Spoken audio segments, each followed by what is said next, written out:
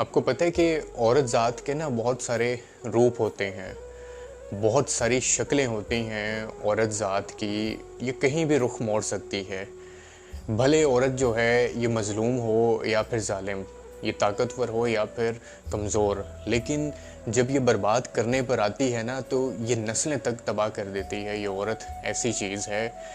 और अगर ये किसी को अपनाना चाहे या किसी का साथ देना चाहे तो फिर अपने आप की फ़िक्र भी नहीं करती, बल्कि कब्रों तक जो है ये साथ भी देती है और फिर ये मिसाल कायम करती है। यकीन हर मर्द के पीछे एक औरत का हाथ होता है, उसकी कामयाबी में भी और उसकी नाकामी में भी। ये चीज़ हम बड़ी अच्छी तरह समझते भी हैं। और जिस मर्द के पीछे किसी एक औरत का हाथ हो, कामयाबी होने का सबब कोई एक औरत बन जाए, तो वो मर्द कभी भी नाकाम नहीं हो सकता। उसको कामयाबियां ही मिलती हैं और फिर वो औरत जो है उसको बुलंदियों तक ले जाती है।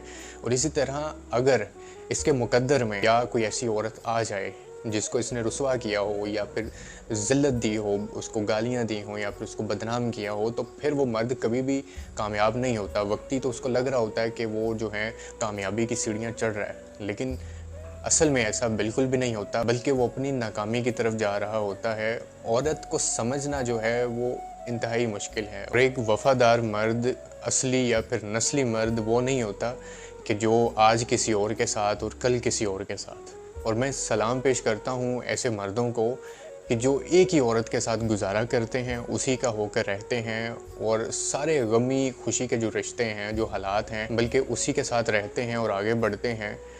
मैं सल्यूट करता हूँ ऐसे मर्दों को। वो वाकई वफ़ादार है, क्योंकि वो हर हाल में एक ही औरत का होकर रहते हैं। लड़ाई झगड़े तो हर रिश्ते में होते हैं। इसका मतलब ये नहीं है कि आपने जो है, अगर आप उकता गए हैं, बेजार हो गए हैं, तो आपने इसको छोड़कर किसी और को अपना लिया।